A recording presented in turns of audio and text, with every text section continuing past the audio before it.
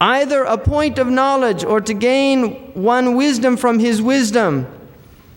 So he is the one in whom all of outward and inward perfections have been manifest.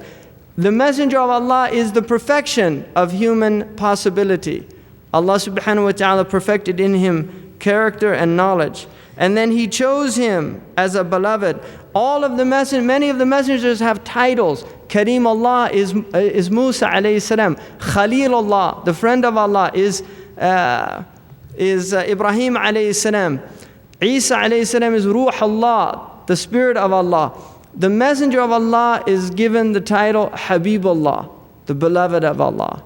And this obviously is superior to all of the other stations, because the one you love even transcends speech.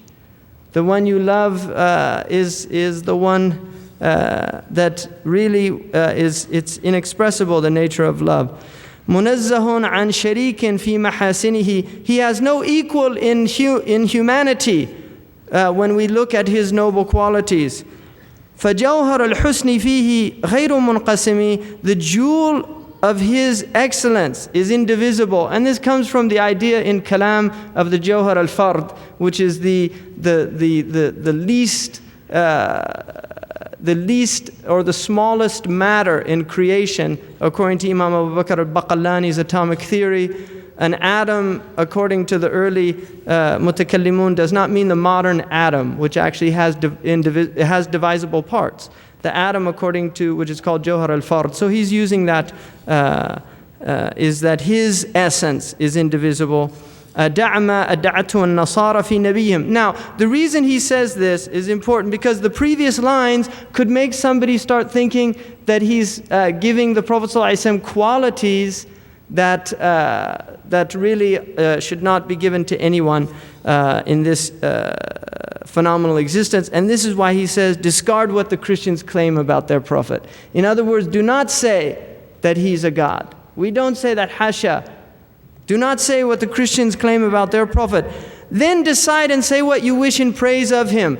Many of the ulama have said that actually mubalagha in praising the Prophet, as long as it doesn't go beyond any acceptable had in terms of aqeedah, is acceptable, because really his praiseworthy qualities can never be exaggerated. His generosity and all these other. But he's saying leave what the Christians have said about there. And this is why the Prophet ﷺ said, "La tutruni kama atrat an-nasara Isa ibn Maryam." Do not go to the extreme that the Christians went to Isa ibn Maryam. So the mafhum there, the mafhum al-mukhalafa is that praise me, but do not praise me like the Christians praised their Prophet, which took them out of the pale of Tawheed. وَانْسُبْ إِلَى ذَاتِهِ مَا شِئْتَ مِنْ شَرَفٍ.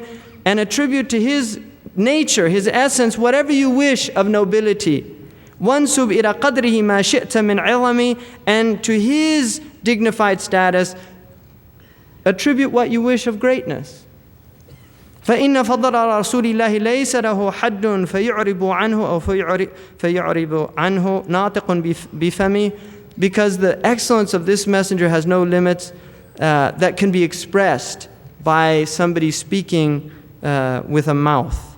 لَوْ نَاسَبَتْ قَدْرُهُ آيَاتُهُ عِظَمًا. If his miracles were proportionate to his rank and greatness, أَحْيَا إِسْمُهُ حِينَ يُدْعَى دَارِسَ الرِّمَمِ.